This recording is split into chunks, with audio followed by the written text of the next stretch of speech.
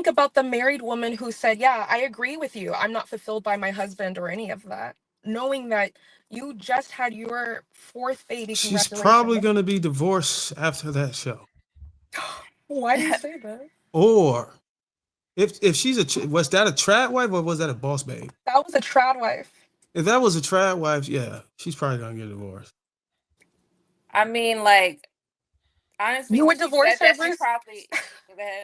It's a mentality that's not conducive for. Y'all would divorce her if that was your wife? She said she went on a record. Go ahead, NY. Yeah, no, she to your point, she went on the record saying pretty much that her husband was not a necessity. She did not need him, and that is embarrassing for the husband. It's reductive for the relationship, and you're essentially saying he's optional. Optional things are like dating. I'm a necessity in my household. My wife is a necessity in my life. 100%. To have that mentality and then to voice it, it's a disdain sitting underneath something. I agree. That she's placing either women's empowerment or disdain for her husband in a point that's going to interfere with that relationship. And back to your guys' bigger point, how many women are going to consume that and be like, wow, even the trad wife would choose this? Like, people, this is the thing though, people need to stop listening. Like, okay, the person that was on here, she's not on here anymore. When I was listening to her talk, she kept talking about others, what people are thinking, what people are saying. I think getting too wrapped up in the people instead of, I guess, you limit it to like a few, maybe two, the most important people in your life, and the Bible or whatever it is that you subscribe to, and you focus on that. Too many other opinions is like messing up people's brain, and they trying to fulfill the others.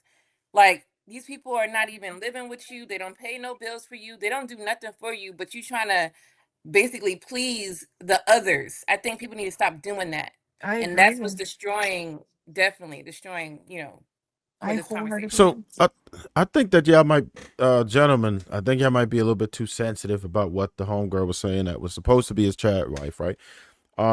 See, I think that she didn't deliver it the best, but I might have just interpreted it a bit different. To me, it only seemed like she was claiming her autonomy, but she did mention that her husband absolutely added to her life, right? And to me, all I think that she was saying was that she can probably live without a husband, but it wouldn't be ideal. She was actually expressing her appreciation for him and how he has added to her life and improved it.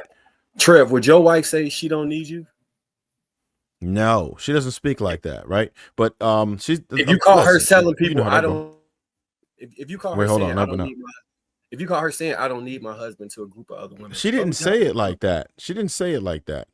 That's not pretty how much. Not, he did. My husband did not. She didn't say my it husband like did not fulfill my. Yeah. So what was she doing before? Was she just unfulfilled? Are women completely unfulfilled until they get to the marriage, or are they working? They're working towards it. I think if I was hosting, if I was actually hosting that conversation, that is one of the questions I would have followed up, and I'd be like, okay, so if your husband didn't fulfill your life, what did? Even women don't want to admit. And I would have been a husband watching TV or whatever the hell it was on. What is Jubilee or some shit? I would have been like, yeah, what the. Who I thought I was the man. Like, what the fuck? Because I'm gonna tell you right there. I really didn't hear it like when that. I hear shit like this, it makes me want to go back into my religion and ideology and be like, maybe Marcus is right. Maybe man is not supposed to bottleneck itself to one woman because of shit like this. Because if a woman like this said this, I'm like, oh. If I got like 3 wives, I'm like, okay, yeah, cool. McPherson, you're a Muslim in the making. You're a Muslim in the making. I got Tiffany over here. I got Sandra over here. Yeah, go ahead, talk all your shit. You can have 4 wives. Join Islam. Hey, look, your ass might get replaced. Fuck around. 4 wives. Shit. Look at NY.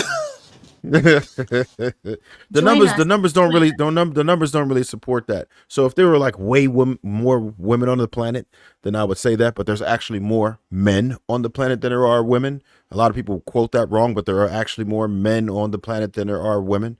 So if the numbers supported that, no, God doesn't make a lot of mistakes, right? Well, what I'm saying, most of us would say he makes no mistakes. If you were trying Listen, I'm not going against it. I'm not going against it. But what I'm saying is we can't say that that's what it's meant to be.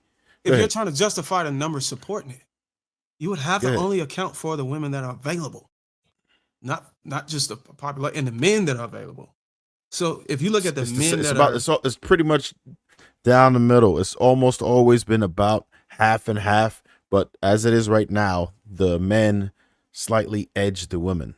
Pause. Did you factor in the ones who would subscribe? So like we know more women would subscribe to having sharing a man versus the opposite in the world. Right. So then that would then leave a bunch of men with nothing. There's already a bunch of women. But that could be the guys that are undesirable. Because those guys are by default. So do you think God intended for undesirable men to not experience love? They don't deserve it because they're deemed undesirable by society? Is that what we're saying? No, I think those guys may have, like to Amir's point, that generation that came in ugly. I think the intended purpose of those guys. So you think God says, "No, you know what? I'm gonna make this dude kind of fucked up so he'll never get no bitches." No, I think what he did, I think he said, "I'm gonna make this dude kind of fucked up so he can have the most astounding work ethic out of all males." Meaning he had to work extra hard to change his look, his value, and all that. So and as a result, he'll be the hardest working person. Like if you look at Kobe is probably one of the most trashiest people that came into the draft. But that means he had to work harder than everybody, and then as a result, he became one of the best that ever played. So what are the women supposed to do? Wait on him to level up. I don't know, man. It's not adding up. It's not adding up.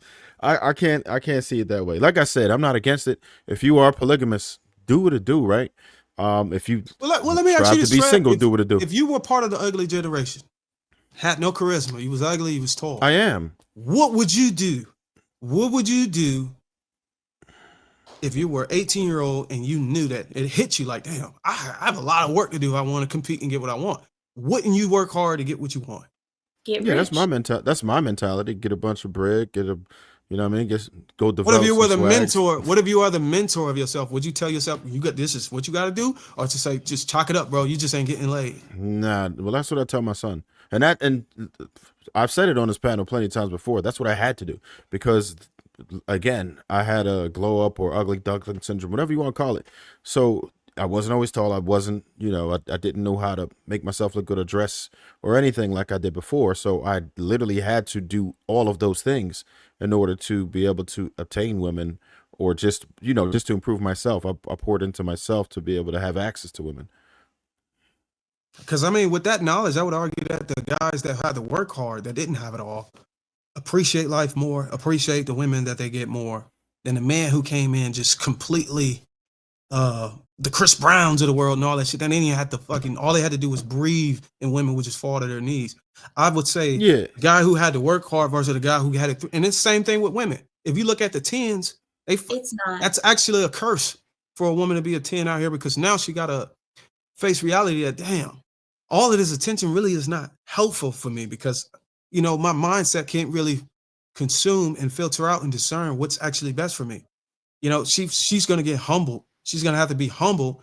And oftentimes the 10s get humbled too late because it done been ran through and the tonsils are swollen up because of the sperm cells that cling to it. McPherson. Okay, let me just, I'll let somebody else go. Darwin. Wait a minute. Wait. So because somebody's a 10, you automatically assume that she went through this whole phase and she is ran through and why is that so automatic? 97.8.3 likelihood that she's a 10 by default coming out is going to struggle with swiping away penises. Oh, damn. But you already said that most of the men aren't 10, so it's not that hard to reject them. Listen, when a woman is a 10, it's got nothing to do with a man. So Darwin, wait a minute. So Darwin, wait a minute. So what you're saying is that women who are considered to be dimes are less selective than women who are not? Is that what you're trying to say? Can I jump in? Go ahead. I think I know what he's saying. The women, so if an average woman gets hit on 10 times, the woman that he's describing as a 10 would probably get hit on 100 times. So even if she more selective and shoot down 80%, that's still 500-600% more opportunities than the woman that he's saying is less attractive. Plus those suitors is different, because it's a lot easier to turn down men when they're not in the NBA, they're not in the NFL, they're not rich doctors, they're not XYZ, and they're constantly trying to come for you.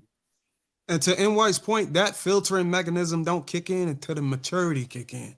Because imagine her trying to filter these guys with a lack of maturity and discernment, and she's just soaking up all that attention.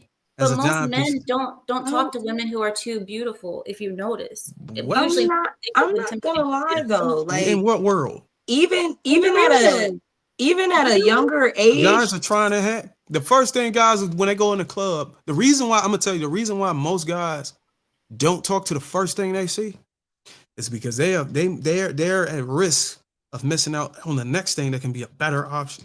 So often when we first get in there, we kind of like look around and we're like, you know what, I'm gonna just chill for a minute. I'm not an idiot is gonna come in there and hop on the first thing smoking. But a guy that's smart and wise, he's gonna come in there and have a couple drinks and just scan the horizon first and see who's at the top and see who's in the middle and who's at the bottom. You know what I'm saying? And if he see the best thing smoking coming there, he may try his hand if he has the charisma. But you know, he wants to wait to see if he can weigh his options. But that's at maturity. But immaturity, guys are trying to go for the fine girl. But I think a lot of women can attest to the fact that like the men that are supposed to be the ones that I guess everybody would assume are getting the most sexual attention have really terrible conversation and really terrible personalities. So it is actually quite easy for a woman that is considered a 10 to turn down the NBA player because he's conceited and he's narcissistic and all he talks about is himself and how he deserves X, Y, and Z. So the same thing with that doctor or that lawyer, because they have that mindset of like, they think they're all of that already. So when you're having a conversation, like that doesn't click in a woman's brain to be like, this conversation is so scintillating, I want to take it to the next location. In what world do you see fine women turning down rich men, millionaires? So Darwin, we don't even have anything on record, any information, no articles of people like Chris Brown or what's the dude, the Morris Chestnuts of the world getting their babies getting AB. Like, you don't even hear about that. The only people that you see getting AB, this guys is oops those babies, are in NBAs. But I'm saying though, they have this privilege, this uncanny privilege that uncomparable to any other man. Like, so there's two things we're not mentioning. One, women generally don't have a glow up, right? A lot of times they come out looking pretty, people complimenting them from their children and everything else. Most of the beautiful women that I know, this is their testament. That's their testimony, right?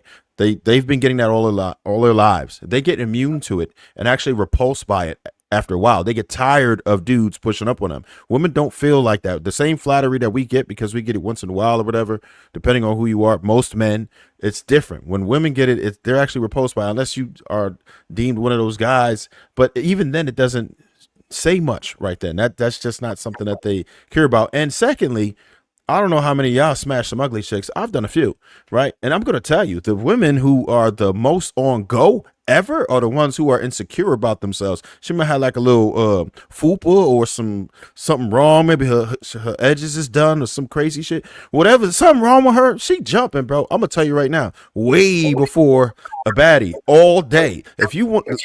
Go ahead, Marcus. You disagree. No, I know your point. Let Dr. Lady know.